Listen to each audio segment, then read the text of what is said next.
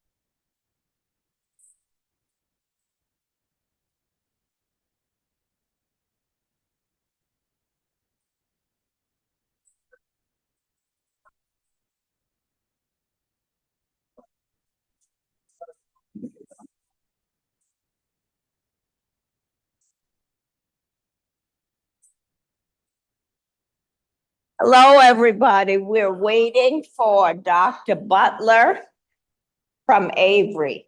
So we'll wait a few more minutes.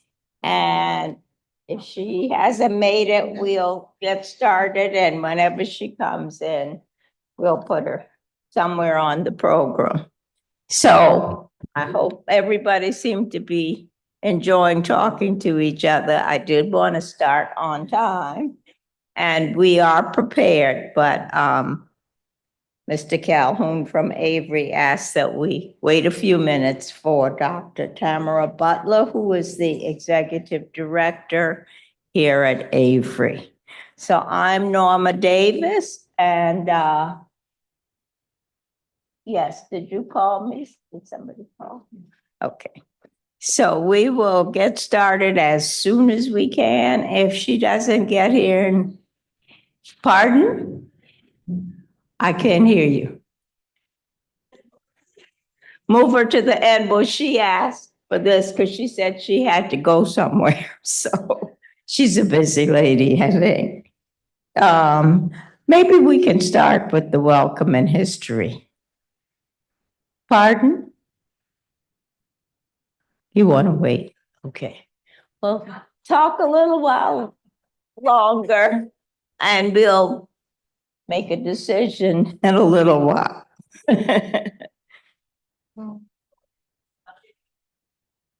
She just called. Okay, good. You want to wait?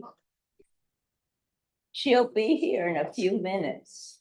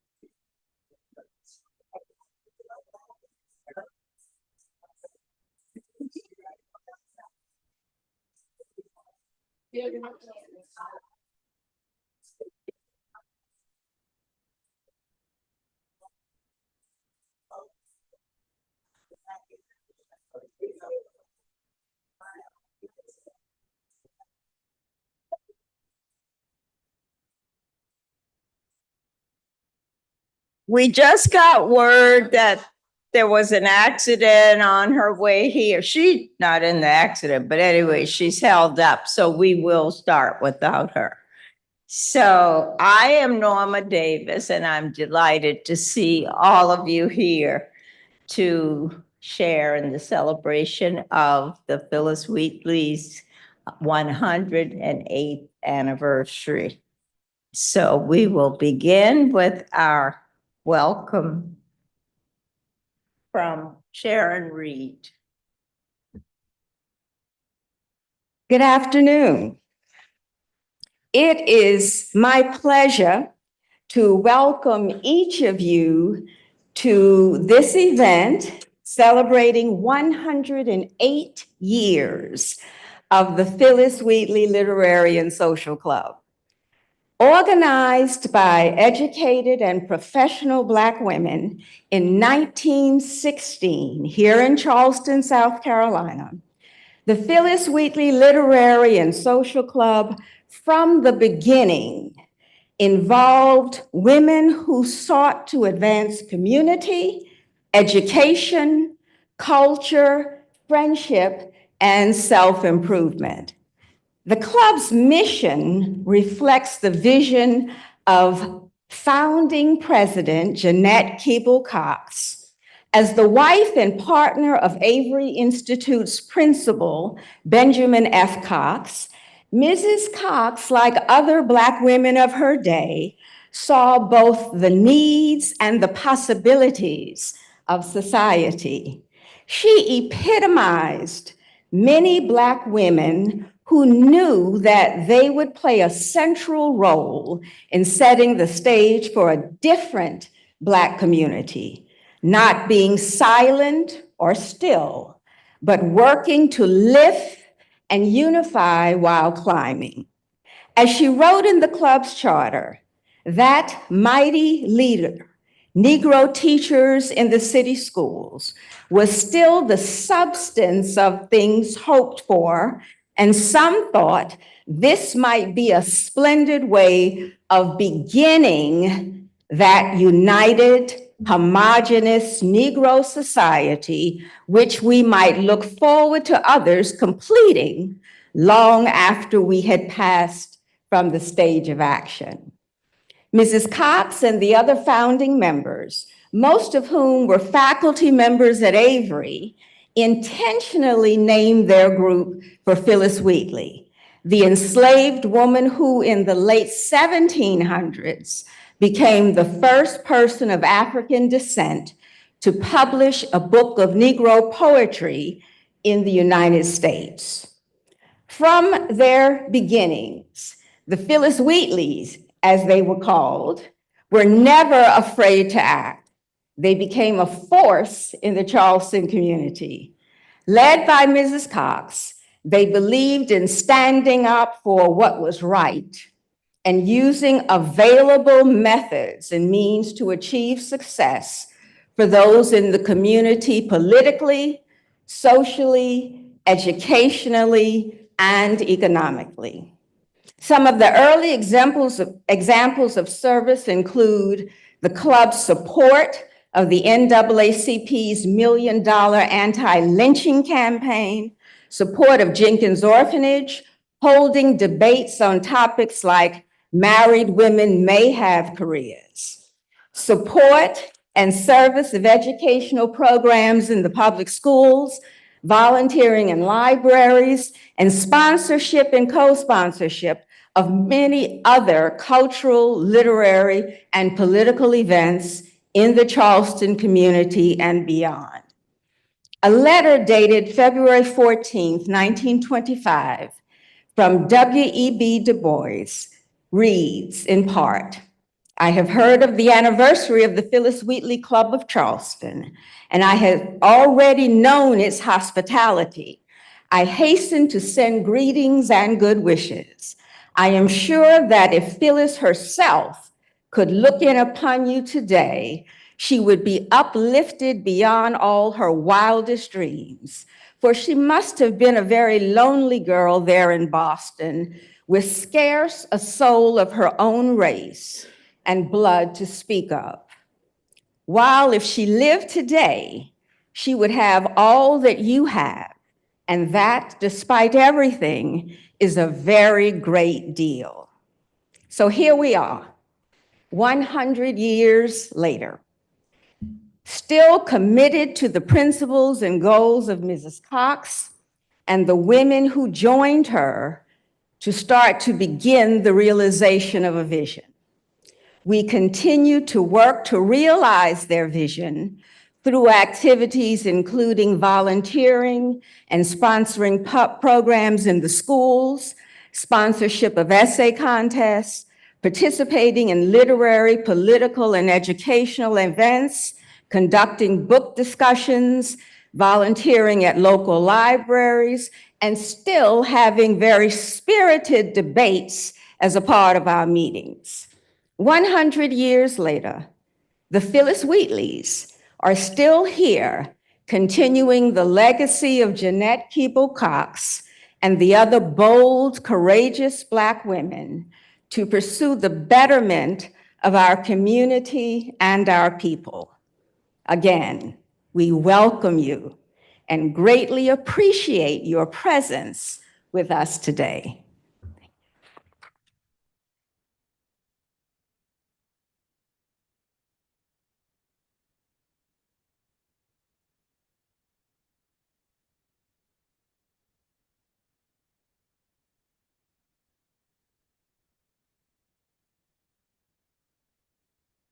All right, there we go. Good afternoon. How are we doing? Wonderful. Well, I'm Dr. Tamara Butler, and I serve as the Executive Director for the Avery Research Center for African American History and Culture, and I want to welcome you to the Avery Research Center. I don't have a lot of words, but instead I wanted to bring attention to two things. One, a congratulations to the Phillis Wheatley Literary and Social Club for all of their work in the community over the past century. Like, that's really wild to say out loud, to know that we're in a building that contains those kinds of stories and histories, and folks who are committed to our communities. And so one of the places that I immediately went to, but I didn't have it at my house. So I was like trying to get here to get it. Is really thinking about the book by Elizabeth McHenry and knowing that our literary and social club that's here is also in this larger catalog in conversation of African American women, literary social clubs and societies across the country. And so one of the places where we show up, where this organization shows up, is in a real small packet, a real small paragraph, a couple places, but one in particular was looking at optimism about the project's success and their vision and vision for its future. So in the book, there's this passage that says the members favor the project. We mean to develop it into a library. Charleston, South Carolina's Phillis Wheatley Literary and Social Club worked to establish a small library with limited resources in a similar way. According to their records, members compiled a list of books on Negro life by Negro authors, and each member drew a book which she was expected to purchase. By exchanging them, the club has at its disposal a wide range of interesting and informative materials. Combined with a subscription to the Mentor magazine, this reading material carried club members far afield. And so it goes on to talk about the works that are found internationally as well as nationally. And so I'm always grateful to be in this building, to be in this space, to know that it gave roots and rise to not just impact here in the Low Country, but also rise and informed change across the country and across the globe. And so I just want to say thank you to the members for all of your continued work. I want to thank you and always pay homage to those who had the vision to put that here. And then one thing that I wanted to share, but I couldn't find it, but I'm going to share it, is thinking about Phillis Wheatley as a poet and the way that she opened the door for so many other poets. So one of my favorite collections of poetry, though one day I hope maybe we can get Camille Dungy to edit it and include Phillis Wheatley's Black Nature by Camille Dungy, which also helps us remember that African Americans have been writing poetry for centuries. This book covers about 4 centuries of those writings. And so I just want to say thank you once again for reminding us and reminding those in the room and abroad that we've always been literate. We've always put education in our words in the work that we do in order to advance this community and those around us. So for that, I'm truly grateful, and I hope that you all enjoy the rest of this day.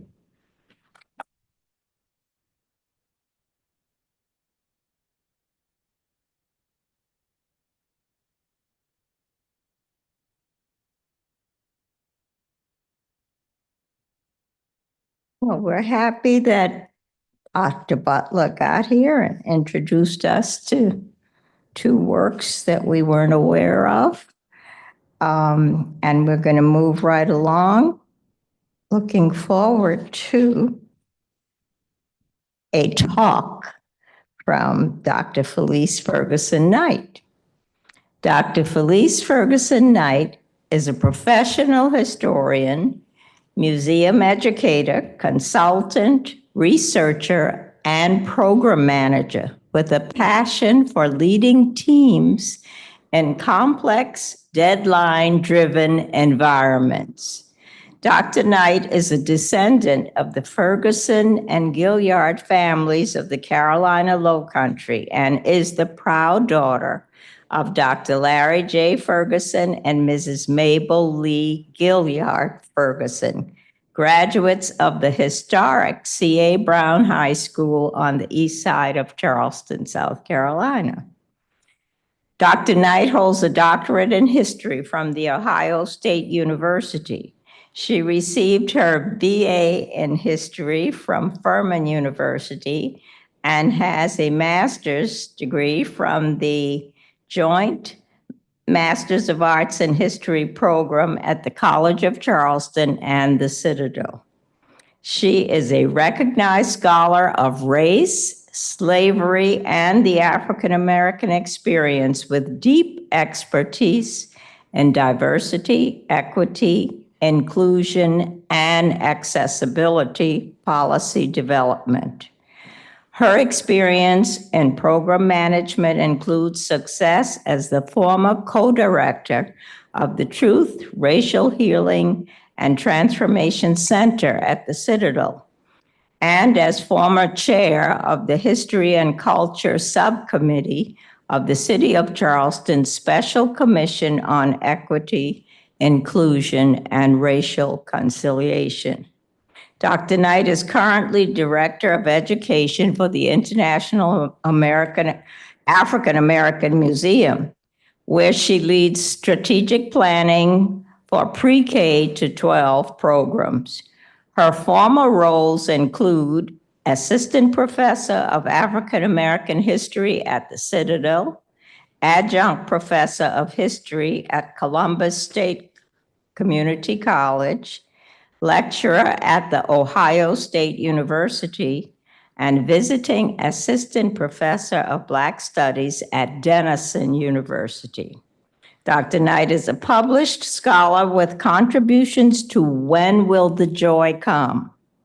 Black Women in the Ivory Tower, the University of Massachusetts Press, 2023, and Champions of Civil and Human Rights in South Carolina, the University of South Carolina Press, 2016. Additionally, she has written academic journal articles and book reviews. Dr. Knight's personal and professional mission is to retrieve and share unheard stories from marginalized, ethnically diverse, and understudied communities. She readily applies her expertise as a historian, researcher, and policy developer to help public agencies, nonprofits, and academic institutions achieve their visions. She is committed to furthering the public good by engaging and educating communities. Dr. Knight is married to Robert Knight, and they are the proud parents of 9-year-old twin daughters. So we are going to now prepare to be engaged and educated by Dr. Knight. Thank you so much.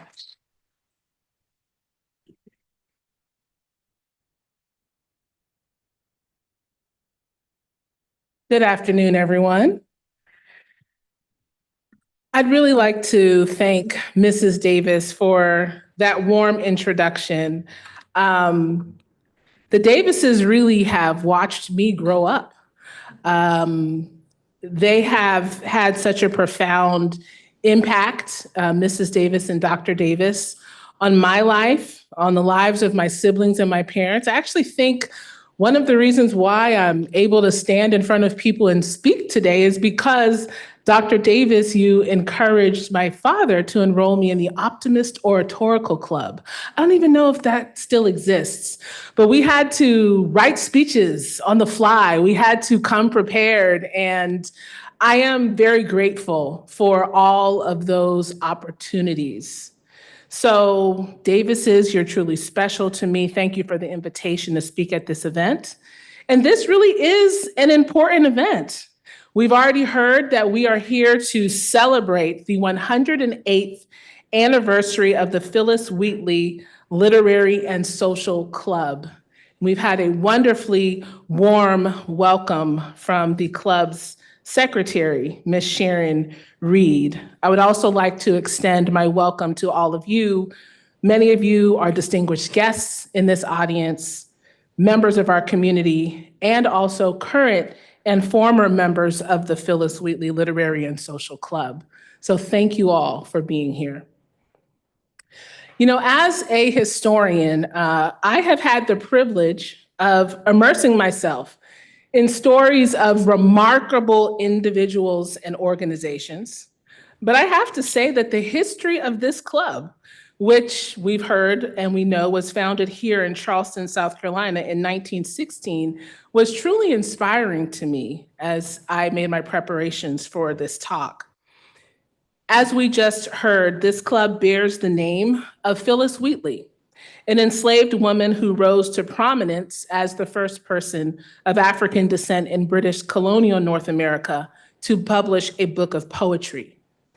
Wheatley's voice, which was grounded in a love of freedom and justice, resonates profoundly with the legacy of this club.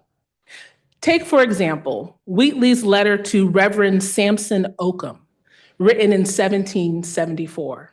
She wrote, "In every human breast, God has implanted a principle which we call love of freedom. It is impatient of oppression and pants for deliverance." Such profound words, and very true. What's even more remarkable is that these words embody the spirit that animated the women of this club, especially those who were part of its founding generation. Now, when I refer to the founding generation, I mean the women who served alongside Mrs. Jeanette Keeble Cox from the club's inception in 1916 through the mid-1930s. As I studied the story of the founding generation, I was reminded that the past holds lessons that are vital to our present and future. So this afternoon, I'd like to focus on 3 lessons we can learn from the founding generation of the Phillis Wheatley Literary and Social Club. And these lessons center on civic mindedness, intergenerational community, and advocacy for racial equality. Lesson 1, a civic-minded approach. The founding generation of the Phillis Wheatley Literary and Social Club exemplified civic-mindedness. In a time of systemic disenfranchisement, these women created a sanctuary for intellectual and social development, placing the needs of their community at the heart of their work. From the post-World War I era through the Great Depression, members of the founding generation worked tirelessly to support local schools, fund scholarships, and mentor young people. They also invited cultural icons like Mary McLeod Bethune and Marian Anderson to Charleston to inspire and uplift their community. By focusing on education, culture, and mutual support, the women of this club demonstrated that small, meaningful acts of service ripple outward to create lasting change. Their legacy reminds us that true civic engagement begins with collective, intentional action. The principal lesson the club founders demonstrated was that when we focus on our communities, when we invest in education, culture, and mutual support, we build the foundation for collective progress. Lesson 2, the power of intergenerational community. You know, as I read Jeanette Keeble Cox's history of the club, I was struck by the club's intergenerational structure, which brought together women of different life stages. Equally striking was that leadership positions were shared by married and unmarried women alike. And how do I know that?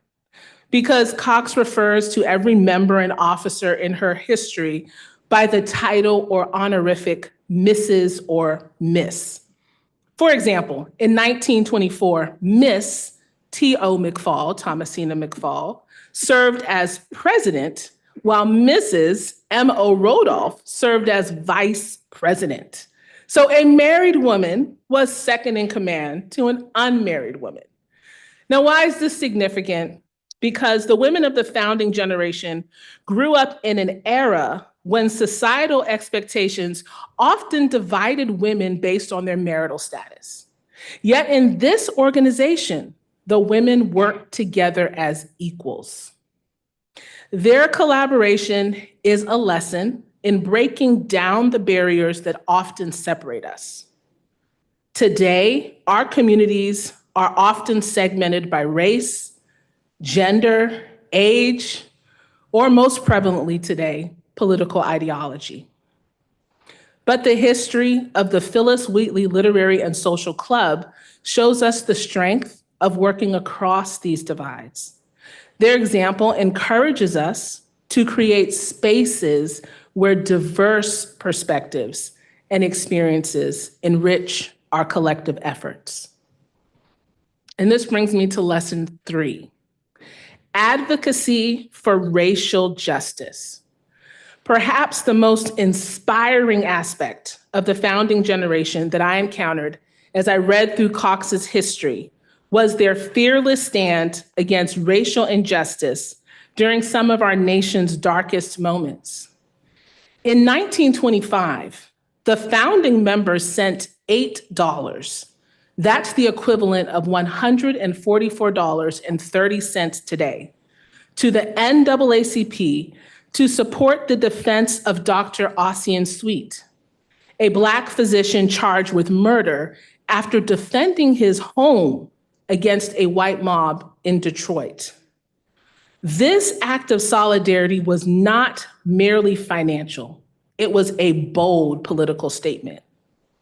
Likewise, in the late 1920s, the club provided Christmas gifts to children at the Jenkins Orphanage in Charleston, including 2 girls whose mother had been lynched in Aiken, South Carolina. These actions reflect the club's deep commitment to justice and their compassionate response to racial violence. Their willingness to acknowledge the trauma of racial violence and to provide comfort and care to the vulnerable in their community should inspire all of us to do the same. In conclusion, the founding generation of the Phillis Wheatley Literary and Social Club left an indelible mark on Charleston and beyond. They remind us of the power of collective action and the profound impact of community-driven leadership. As we reflect on their legacy, let us not only admire their achievements, but also embody their principles. Let us be inspired by their civic mindedness, learn from their intergenerational collaboration, and continue their fight for justice in ways that honor their courage and conviction. Phillis Wheatley once wrote in her poem to the Earl of Dartmouth, "Should you, my lord, while you peruse my song, wonder from whence my love of freedom sprung, whence flow these wishes for the common good, by feeling hearts alone best understood? I, young in life, by seeming cruel fate, was snatched from Afric's fancied happy sate. What pangs excruciatingly must molest, what sorrows labor in my parents' breast. Steeled was that soul and by no misery moved, that from a father seized his babe beloved. Such my case. And can I then but pray others may never feel tyrannic sway." These words capture the ethos of the founding generation of the Phillis Wheatley Literary and Social Club. They loved freedom. They were committed to the common good. And it is my hope that their legacy will continue to inspire and guide us for generations to come. Thank you.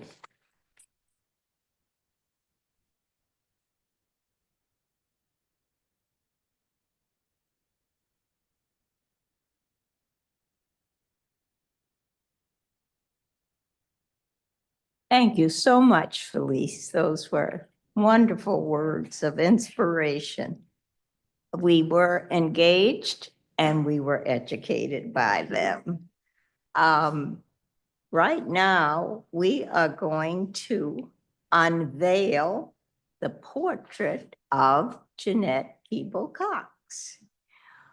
It is a portrait from a photograph that many of you are familiar with because it has hung here at Avery for a while. And we were happy with the artist's rendition from the photograph. So we have our golden member. We have 2 golden members. That means members who have been 50 years or more in the club. The oldest will be 102 in a few weeks. And she is Mrs. Cynthia McCautry Smith.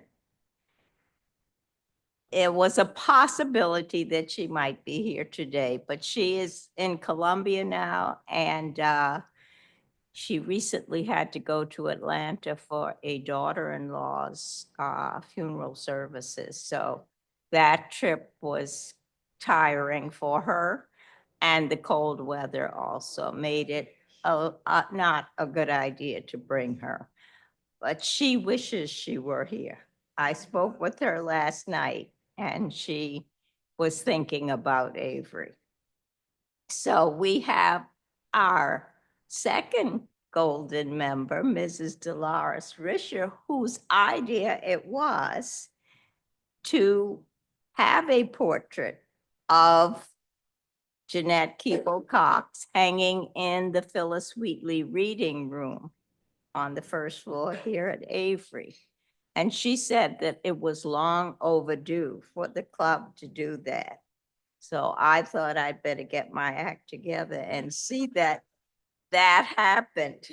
So we've done that. So she and our president, Sandra Quick, and the grandson of Jeanette Keeble Cox, who says that the portrait does look like her. He's one of the few people in here who really knew her. And he happens to be my partner of 62 years, my husband. So the 3 of them are going to unveil the portrait. So will Mrs. Risher, our golden member who had the idea, and our president, Sandra Quick, and Dr. Leonard Davis come up. I will move out of the way and they will.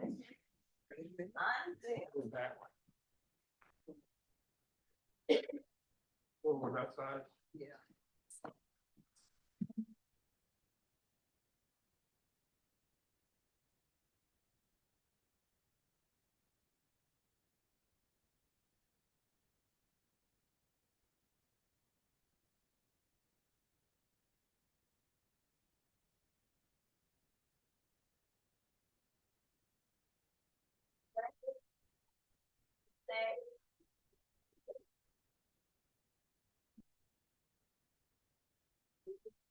So this is a likeness that I remember of my grandmother.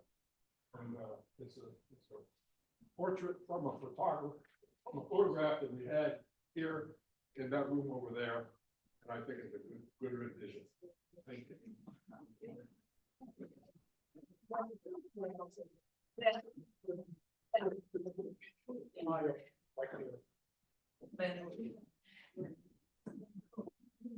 Come on. Come in front of it, Dr. Davis. Even though we take the mask down just. Oh, yeah. Just for a second. Okay.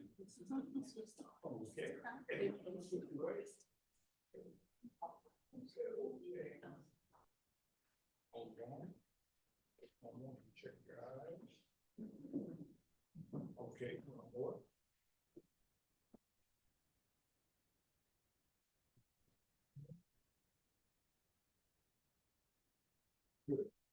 artist. The artist who did the portrait. The artist was in Miami, Florida, and it's a group called What a Portrait.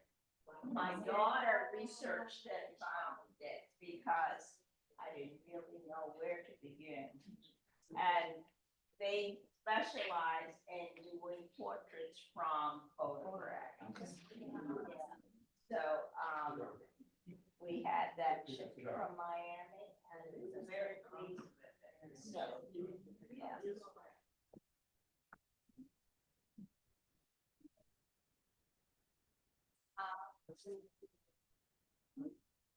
Yes.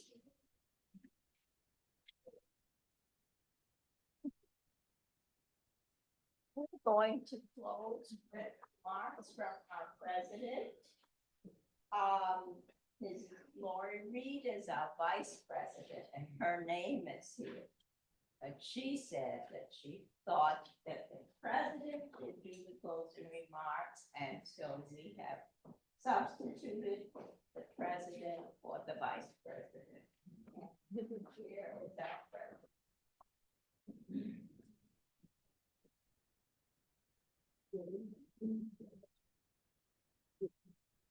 Can you hear me?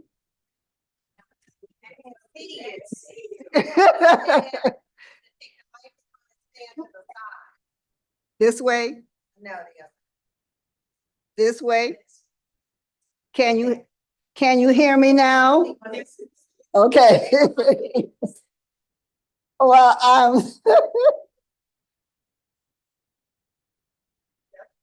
Yes, we can. Just stand this way. You don't need it. It will pick you up. Just leave it like that and stand over here. okay. I'm gonna read from here. All right, you can hear me now. All right? Yes. Okay. Oh, all right. Okay. It is my pleasure as president of Phillis Wheatley Literary and Social Club to thank our family and friends for joining us in celebrating our 108th anniversary. Through the club she has founded and in her position as the wife and teammate of Benjamin Cox, the effective principal of Avery Institute, Jeanette Cox played a major role in the history of Black women's clubs and the education of Black students in the Low Country. Our history is rich, important, and worth knowing and sharing. I hope we have shared a bit of it with you today. We wish you a blessed and peaceful and joyous season. If you can, please take a few minutes to meet and greet each other. Enjoy light refreshments. Peruse our book display table over there in the corner. And as you leave, take a souvenir booklet from our 100th anniversary event. Thank you.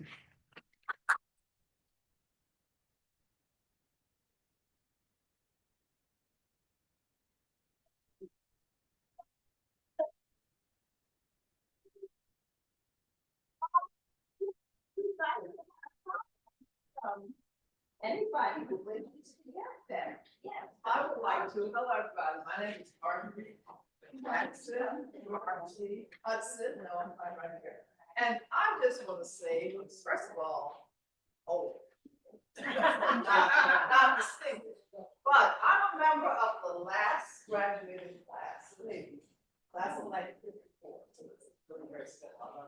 But I want to say, the Speaking Club, that one of the things I remember most about that graduation, when we had the honors, is that I, along with Alice Poinsett, were the last two people to get an honor from this club.